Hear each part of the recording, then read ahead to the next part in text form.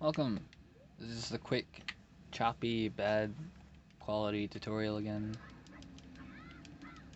for swapping out the Superslide in Lullaby skip. Neat. Nice, the wind was really nice.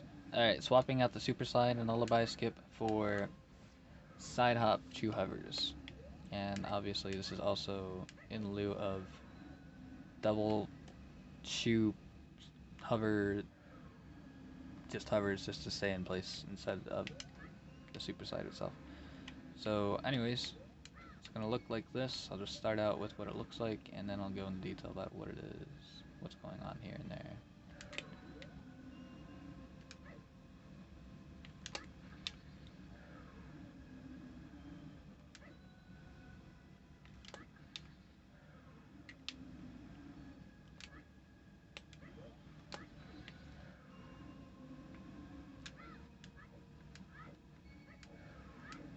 So you can do it in 3 chew hovers, but I do think that's technically RNG, and that probably defeats the purpose, or at least it's harder to be correct enough about it, shall we say, to do it, to, what's the term, execute it well enough.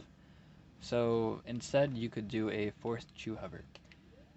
Alright, let's get down into the details. So here I am. After the C up, I'll just do the C up again. I'm sure it's obvious what I'm C upping, but just in case it isn't. So I'm not in exactly the same spot, but it's just fine. So you got this ledge here, and this ledge here. This is our focus right here. So what you want to do is you're aiming for just left of the corner of these 2 seams, and you want to hit this seam at the end of your back walk. This seam, you don't want to hit that at all for very obvious reasons. You don't want to get stuck and have to do a side hop or something to get back on the way. You are on a timer. Obviously. Okay. I think it's self-explanatory. Now, what I'm doing here is aiming for something very specific. Oh, I am very far away from there. I'm going to move back here real quick.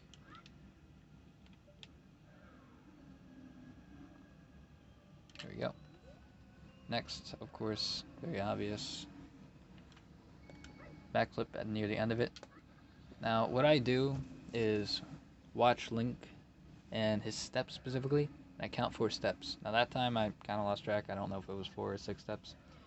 You're able to get away with as many steps as you can get while backwalking as long as you can until the wind starts. So if you really wanted to pause buffer this, then what you could do, you have 2 frames to initiate the side hop and then pull a chew immediately and then shield it to get a hover. If you wanted to pause buffer it, that's fine, just to get as far as you can. Otherwise, I would just recommend like 4 or 5 steps just to be cautious with the wind in case it gives you a fast one. I didn't experiment enough to know for certain what the absolute minimum is. So anyways, we're going to do that again, except this time we're going to try to go to the very edge of the ledge, try to run into it before doing our side hop, or very close to it if, you know, you sense the wind, whatever, what have you, depending on how, you know, if you side hopped back early enough during the wind or not. Another thing that I will mention, you do not want to cut your side hop short with the hover. You want to space it out just a little bit, not too much obviously, or you won't be able to side hop back. But you don't want to just do, you could call it a height shoot hover, a height side hop hover, or it's like cutting it really short, and you're going to get a little bit of height just because side hops will bring you up a little bit. And to that end, you're also going to not go about as far, which means that when you do your side hop back, you're going to be further in on the land, on the snow, and you don't want to be too far. And because you're getting height, you can go pretty far, just sake of the side hop, or the physics of the side hop, I guess, to the point that when you side hop back, you either 1, won't make it, or 2, if you do, then you're going to be really going down fast, and 3, you might just be spaced close enough to the wall when you actually shield it, and then it's going to run along, the chew will run along the wall instead of you actually stopping it with the shield, and then that's sad. Alright, now regarding why I do a side hop here instead of a back flip, if you do a back flip, Alright, you're prone to getting sucked back onto the land just in the same way that if you do a single backflip hover, you're always going to go back on the land unless you do a second backflip or something. Now it's not quite the same here. This is more specific to how the wind affects Link's positioning. And I don't want to get too far into the physics. I'm already been in a spot for a minute or two. TLDR, if you do a backflip, there's a much higher risk of snapping back to land and the wind pushing you back to where you were and being sad. Side hop, much less chance. If not, I don't think it's happened to me once with the side hop. Alright, anyways, for this part, this gets a little fun. You want to do a side hop right, obviously, but when you do the side hop right, you want to switch to downright on the control stick. Then you want to do a short-ish walk until you know Link is really close to the ledge, for one. So again, this goes into spacing with the side hop for the actual hovers, like what we're doing here. And two, you want to make sure that when you target, when you roll, you're actually going to, you can just immediately do your side hop hover right after. You don't have to do any adjustments. So if you hold down right during the side hop, I just do a side hop. No, it's a backflip. Okay. What about... Okay, never mind. So again, you're just going to want to hold down right after the side hop, and then do a little walk, then roll, then you're going to target during that roll to bring the camera back around, so when you do a side hop with right, you don't have to think about where the camera is. Because of course in this game, if you try to side hop right when the camera is not directly behind Link, other things can happen, like a roll or a backflip or something, depending on the camera's position towards Link and his facing angle. Anyways, enter the side hop, or enter the wind. Alright, so unfortunately I got a tight wind cycle. It is possible. Wow.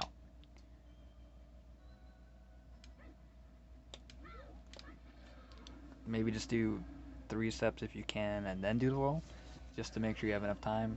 I would recommend doing 2 rolls, but 1, it's janky with getting the angles right, and 2, sometimes if the wind is fast enough, you won't have enough time to do a true side hop hover. Alright, so at this point things branch off. We'll just do the easy method first. And that is horrible. There we go, that works. Alright, something like that. Side hop left, do a roll forward, and then side hop back right. Now doing the 4th shoe hover. Oh nice, you got the snowball you gotta worry about. Okay, so yeah, I'm glad I got that in the tutorial. You'll definitely make it every time, you just gotta roll. You don't want to necessarily roll directly towards the entrance, you just want to roll towards the right, and then let the wind push you. Because once it pushes you, it will push you in that direction. You don't have to worry about going diagonal until a certain point, obviously. And that goes with the next one, which is the riskier of the 2. Really depends on the wind you get, I think. Things like that, for 1. And 2, it really depends on your execution in particular, I think.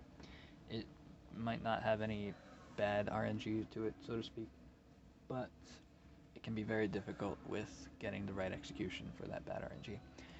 So anyways, our goal here is to get past this wall enough of that corner such that Link will stay on. Right, so to that end, you can side hop earlier than what you've been for the other 2 hovers.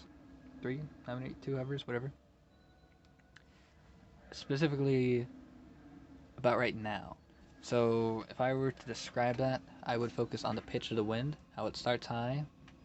Okay, starts high, then it drops, and then it kind of goes up a little bit and then back down.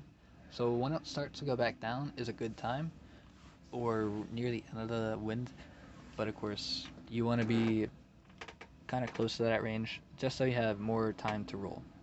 It is a bit of a balance act though, and it kind of defeats itself in a sense, like a self-defeating balancing act, I guess that makes sense. Because it's just how the wind pushes you, you're kind of pushed to the back a little bit, I think. And so you don't want to just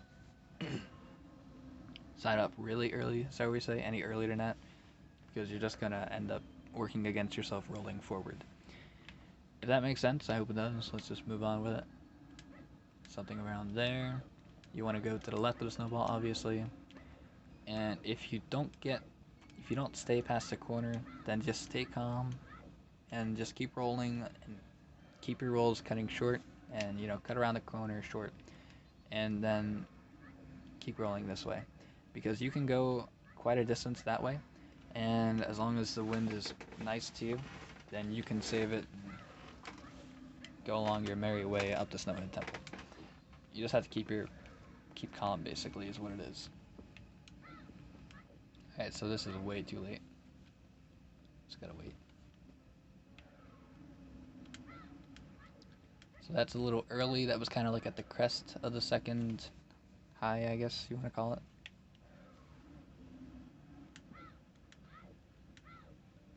This is alright. Very good wind. Could have gone a little earlier on that though. Alright, so that was too early.